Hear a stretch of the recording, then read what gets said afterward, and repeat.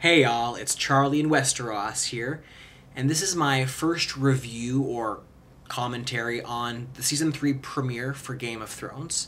So how this is going to work is I'm basically going to go through the episode, and as I go through each sequence of event, I'm going to give my thoughts and commentary on those things, and by the end of this, I will basically present my questions, my thoughts, my opinions on the episode, and what I'm hoping we can expect for the next season, or for the next episode, without giving away any major spoilers, or any spoilers at all, for that matter. So, the show starts off with a zombie chasing Sam Tarly, and right when it looks like the zombie's gonna get him, we see Ghost, Jon's direwolf, appear to save him, along with Commander Mormont of the Night's Watch, who asks Sam if he sent the ravens. And all we get from Sam is crickets. Mormont is unimpressed and delivers his epic opening line, and I quote, "We have to warn them, or before winter's done, everyone you've ever known will be dead." Cue music. Da, da, da, da, da, da, da. Anyway, we open with a shot of Jon and some wildlings and Ygritte, who reach their main camp, and what do we see? Freaking giants. I think this is the second or third time we see a mythical creature in this series, after the dragons, of course, and I've got to say they look a lot more badass than what I was originally expecting. For some reason, I'd kind of imagined them to look like those ogres in World of Warcraft.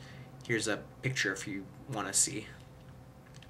So Jon finally gets to meet Tormund Giantsbane, who is the, an important noble equivalent for these wildlings, as well as Julius Caesar. Of course, I mean Mance Rayder, the so-called King Beyond the Wall.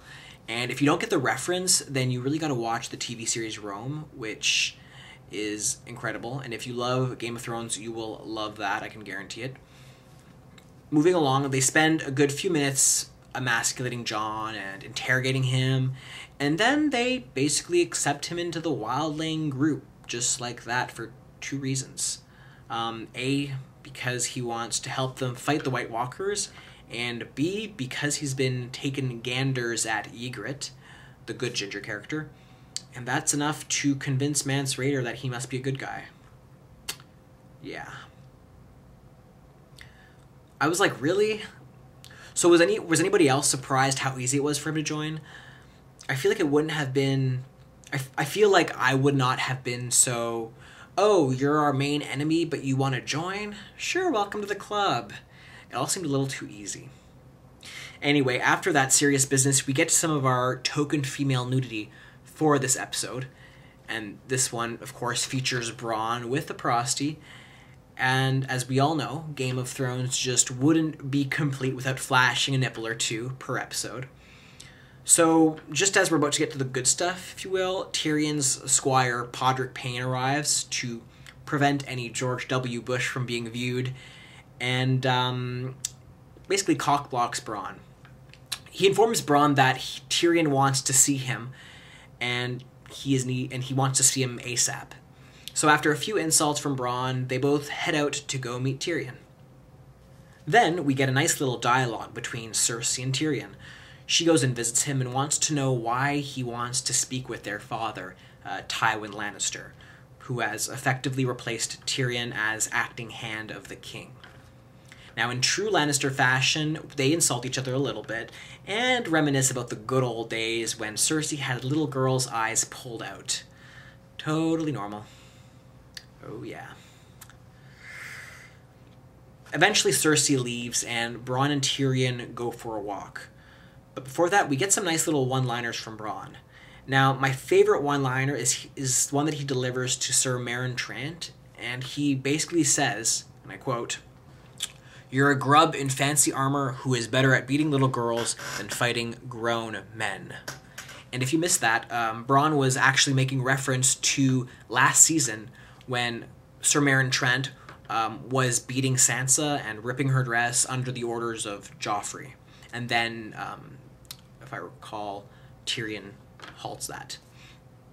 Bronn basically complains that he wants more money from Tyrion, and Tyrion is all like, whatever, he don't have time for that. So the scene kind of ends on that note. All of a sudden, we see crusty-faced Davos lying on a rock in the middle of the sea. The man effectively survived the Battle of the Blackwater, which is pretty surprising, but not nearly as surprising as the fact that it doesn't look like he's lost that much weight since last season.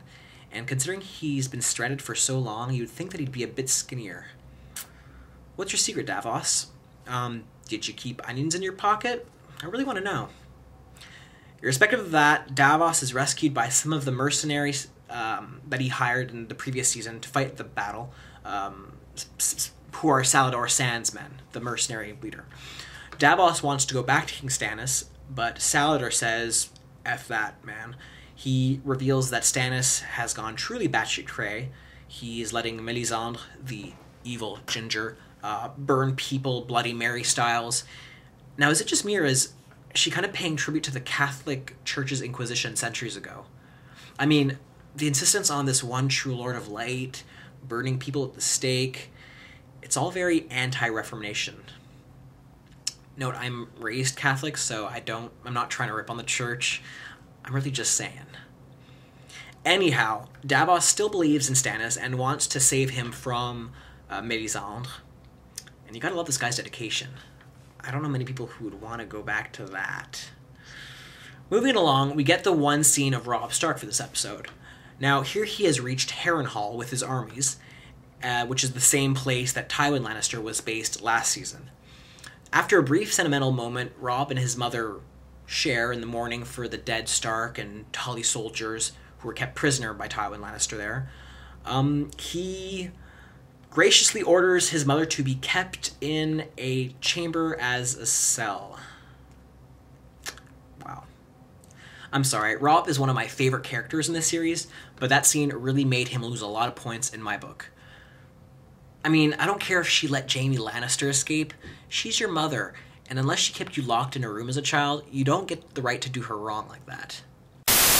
Now, the next scene sticks to the theme of the sentimental interaction between a parent and child, when Tyrion finally confronts his father about not visiting him when he was recovering, or even thanking him for his work in defending King's Landing. Tywin basically gives Tyrion the middle finger. Tyrion then tells his father he wants Casterly Rock, which is the hereditary Lannister castle. In his loving, fatherly way, Tywin tells Tyrion that he is basically a nasty, whoremongering, incompetent excuse of a human being. And with that being said, I think Tywin won Father of the Year. Oh, and he also threatened to kill the next whore he finds in Tyrion's bed. Better hide, Shay. So we then find Tyrion's whore, Shay, with Sansa Stark, and they are watching ships go by the docks of King's Landing. Now, perhaps this is surprising, but I actually tend to really enjoy the new scenes the TV series has added, which are not in the book. And I genuinely do enjoy the fact that Shay and Sansa get the chance to create some sort of bond in the show, and that the character of Shay is especially much more developed than in the book, and I actually find her to be quite likable. That said, I really wasn't feeling the dialogue between them in this scene, and about the boats leaving King's Landing and making up stories. It just wasn't for me. Maybe it's because I've been sort of back and forth in my opinion about Sansa, but that whole thing seemed unnecessary and kind of insincere. Still, it doesn't last long because Lord Baelish comes and basically tells Sansa that her sister is alive, and more importantly, that he is going to help her get out of King's Landing. Now, keep in mind, this is the same guy who is pretty much responsible for Ned Stark's death in Season 1, so you really gotta wonder what his real intentions are. Though I do know what his end goals are from the books, it's still important to ask oneself what his intentions are. Why does he care about, quote, saving Sansa? Does he maybe see something of her mother in her, who he once loved? Or is he, again, just working for the Queen or Joffrey, who maybe is trying to find a way to alienate her or harm her further? Or maybe there's a bigger agenda at work. Either way, the scene ends in a very brief exchange between Shay and Ross. Ross being the other main, I guess, horror prostitute in the series. Usually when we see Ross, it involves her being naked and in the middle of a sex act. However, in the few words she tells to Shay to, quote, watch out for Sansa, with him, aka Peter Baelish, it made me have like a quasi-existentialist moment regarding her whole role in the story. Now, Ross isn't present in the books, but in the show, she always winds up being somehow connected to the main characters. And in a weirdly similar way to us, the show viewers, she's watching the story unfold without being overtly engaged with the major events. I almost see her as like a potential narrator in telling the stories of the Game of Thrones. Or maybe I'm just reading too much into it, and it's just like, I just like the fact that the show isn't just engaging the audience from the perspectives of, lords and ladies and monarchs, but it's also looking at the perspectives of, the lowly prostitute. Now, moving it along, we then get to a Daenerys scene. Now, people who know me know that I am hashtag Team Dany all the way, and the fact that her dragons are growing pretty big makes me kind of wish I had a pet dragon. Not actually. Well, kind of.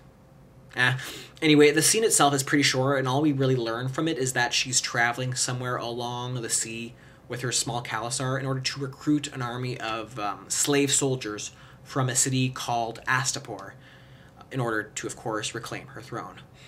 Meanwhile, back on Dragonstone, Davos somehow manages to reach Stannis, and in his own awkward way, Stannis kind of seems happy that Davos survived. However, the joy is, of course, short-lived. Davos promptly sees and tells Melisandre that she is pure evil.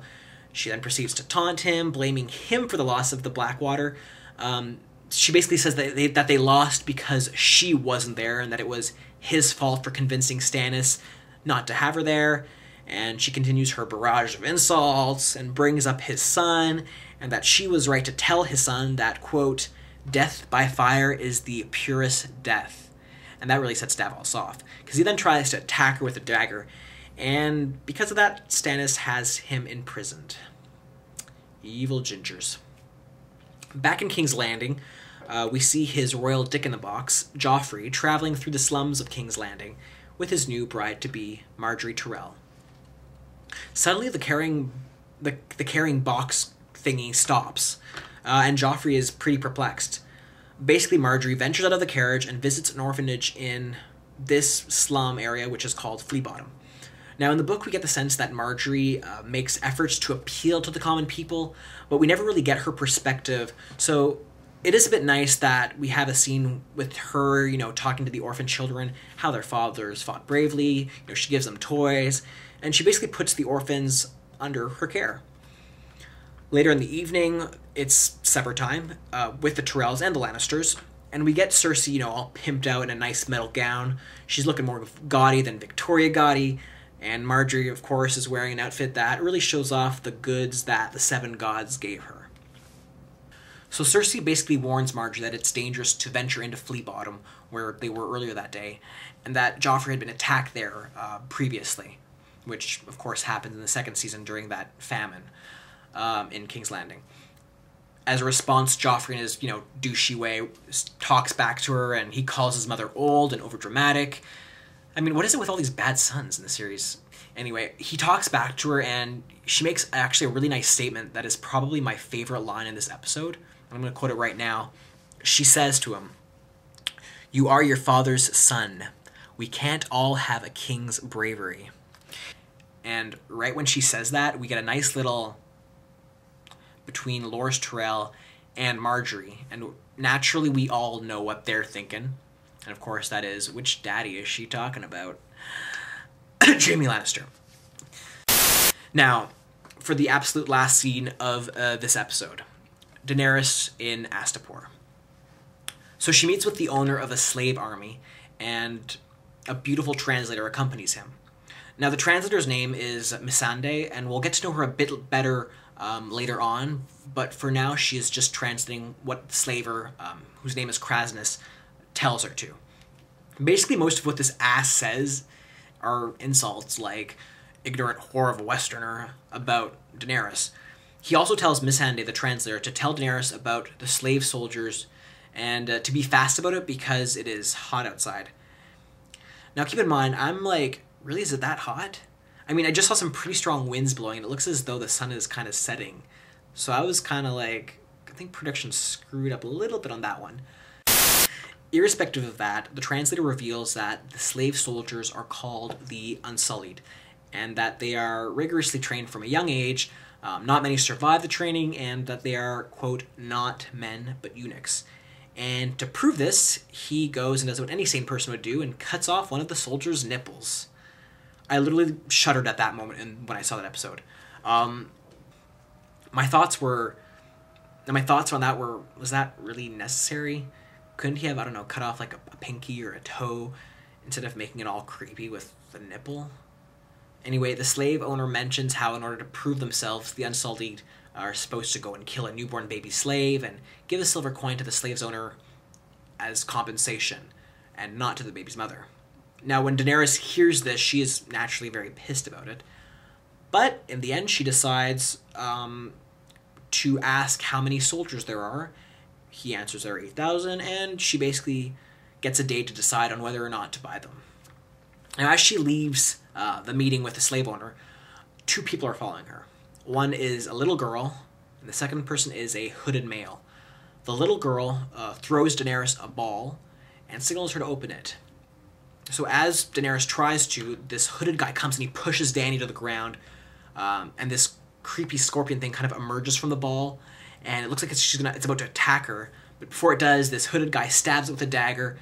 The little girl who threw it opens her mouth, and you basically get to see her nice black teeth, and basically demonstrates to the audience that the orthodontists haven't yet reached that part of Essos, clearly. Anyway, she proceeds to jump into the water. The assassination attempt was supposedly the works of the warlocks, who I'm guessing want vengeance against Daenerys for burning most of their members in Karth. The hooded man reveals himself, and Jorah basically says that he is the old leader of the Kingsguard, Barristan Selmy. And if you recognize him, which you probably might or might not, I don't know, because he was in the first season, he basically is the same guy at the end of season 1 who Joffrey dismisses from the Kingsguard. Now, at this point, Selmy declares that he is, quote, the Kingsguard for her father, and that he wants to join her Queen's Guard, and that he will not fail her again. And with that said, the episode ends. So it was a pretty exciting episode, and here are my final thoughts on the episode. I guess I'm left with a few big questions. Some of them include, will Daenerys buy the 8,000 soldiers? And if so, how will she pay for them? If not, what new strategies could she maybe come up with to reclaim Westeros? Excuse me. What about Tyrion and Robb? Will they be able to rectify their daddy and mommy issues, or are these relationships kind of doomed to fail? How about Margaery? What are her intentions behind helping the orphans, or what were her intentions behind helping the orphans? In the preview for the next episode, and if you haven't seen it, go check it out, we see her grandmother, Lady Olenna, ask Sansa Stark about Joffrey in a very inquisitive, very, I don't know how to put it, a very, very sinister kind of way. Like, tell us about him. Like, they want her to dish up the dirt. You know what I mean? Anyway, that kind of leads one to question, do the Tyrells have bad intentions, or is Margaery being true in her role as, like a Disney fairy tale princess? Overall, I was satisfied with the first episode for the third season. We got to see most of the significant characters, but I'm still very excited to see what awaits Arya and Bran and Rickon for this season. I'm hoping we'll get to see them next episode. I think I've voiced those things I enjoyed in the episode and those things I didn't. If you have any thoughts, comments, or suggestions, or complaints, feel free to voice them. Leave me a comment in the box below, write me a message, even subscribe if you want. Actually, I would love that if you'd subscribe. Anyway, I hope you've enjoyed this review. And if not, tell me where I can improve upon, or what I can improve upon. So that's all for now, and I will see you all next week with a review for Season 3, Episode 2. Take care, guys.